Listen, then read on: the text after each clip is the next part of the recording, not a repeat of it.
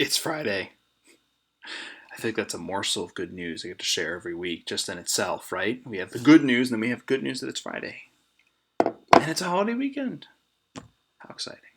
And, Mom, if you're watching, happy birthday. You're just going to love that. All right. So, I've been talking a lot this week, I know. But this is something we all, and myself included, we all need to get better at. I could be a better outreacher. I think that, like I said, it's a lot of telling our story. It's welcoming people into this worthwhile thing of the church, and of course, this relationship with God. And I should back up it. We've talked about, we get intimidated because it can be uncomfortable. Maybe our friends won't like us anymore. I think we're some fundy. I couldn't have fellowship after dark. They won't say that's true. Anyway, sorry, fellowship dark taking heat. Myself included. No, I want to say you don't have to be perfect. You don't have to know the answer to it all. I don't know the answer to it all. And I'm the one that's the pastor, right? I mean, or if someone has a question, say you invited someone like you did the Blackhawks game, you invited them to church, they have a question you don't know the answer to, don't BS them. Say, I don't know. Let's call that pastor up. Let's have a conversation.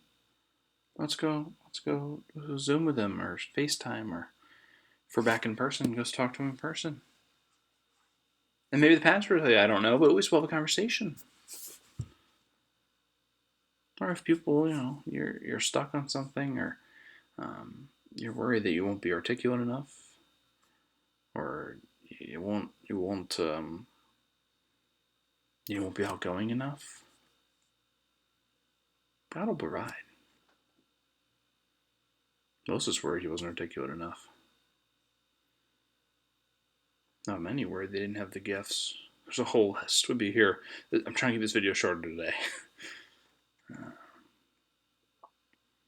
I personally find when it's a meeting and we've had a lot of the same folks talking, and then the quiet one in the corner says something, it's more impactful. It doesn't have to be perfect. Everyone can outreach. I meant what I said on Sunday.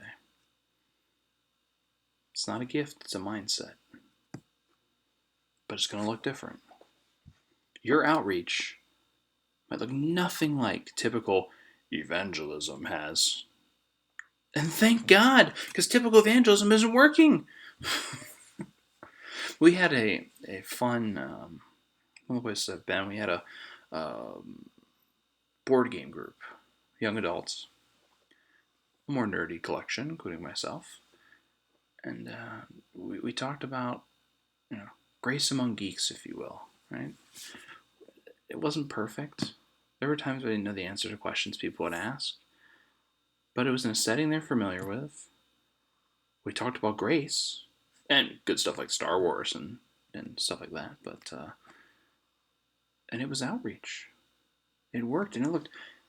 Dungeons and Dragons is not on the list of most churches' evangelism, but that was our gifts and passions in this group, and it worked, right? I've heard from you. I've heard, the softball team got me into Living Waters. The music got me into Living Waters. Oh, I was invited to one of the children's events, and we were hooked, right? It takes a village, or should I say a congregation. The beauty of the church is that we're made up of different people with different gifts, perspectives, experiences, passions, but we serve the same mission. We can reach people in different ways. And when it works, it's glorious. And we're not discouraging so many, only the gregarious, talkers, outgoing, our 5% of people that fit that criteria. They can be the outreach. Everyone else, I'm sorry. No! Why are we cutting ourselves off at the knees like that?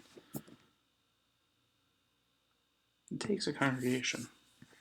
And in fact, we know from data I was saving this till Friday. Hopefully you've stuck with me. I didn't want to scare you right away. People usually need to be asked multiple times before they say yes, including that art of invitation. Even with the brunch, can you believe it? Even with the brunch, they might say no. But if you ask again and again, each time they're more likely to say yes. The average ask in a bubble, just a simple asking, takes about 8 times. Our art of invitation talked about on Wednesday with the brunch, like the Blackhawks game, that usually takes about 2 or 3 times. Much better, right? Yet if we're just going to rely on people finding us, which is possible, again, we have the outline platforms to boost that potential. We have the nice sign. People drive by that. People have found us that way. But at best, the statistics tell us we'll have about 6 people to 10 people try us in a year. And of those 6 to 10, maybe 1 will stay. It takes a whole congregation. It takes multiple ways of inviting. I mean, the reality is, if a church appears more dynamic, you want to be part of it. Do you feel like there's more of a place for you there, right? I'm married. If it's something that I think I'd be a good fit, but I don't really think Steph would enjoy, why would I drag her to that? Right? We got to find different ways, right? The more vibrant we are, the more things that, not necessarily the things we are doing. I don't want to be overly busy, but the different types of opportunities we offer, the different communities, right? Like I said, no one needs to be more busy. I think COVID is something we've taught, hopefully it's taught us, that being busy is not good for us. It's stressful.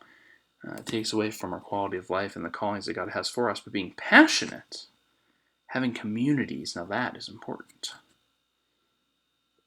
Yes, we're a community in Christ, but we're also a community in Christ in how we work with our hands, how we advocate, how we perform music.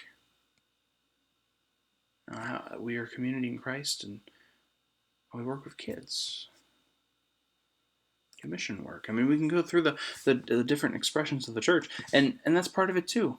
For so long, church has been worship. So if you like music, and you like liturgy and theology, so Bible study, so you like learning, property, which depending on the congregation affects you, working your hands, okay, and kids stuff, great. Is there not more than that in the world? We've cut ourselves off to only a niche group of people. What if we dare to do something different? I've told some already. I'm hopeful that maybe as a craft beer connoisseur, maybe we could have some kind of event associated with the church, maybe at a brewery or something.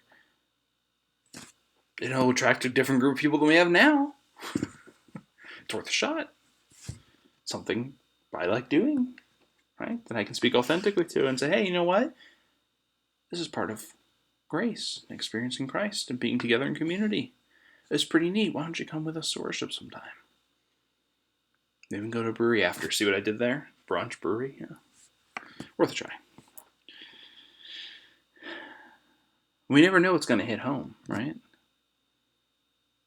And if we keep trying new things, we keep throwing the darts at the board, eventually something's going to hit bullseye. And we can do that. We have so many different people. I love that. I'll give a shout out to Chris Schenkenfelder. He's put the geocaching out there. We had the geocaching event for the anniversary. I think that's awesome. Let's reach out to geocachers, right? Come be a part of this. And Steph with her Bakers Against Racism. Baking. Come bake. Support it. This is just in the last couple of weeks here, right?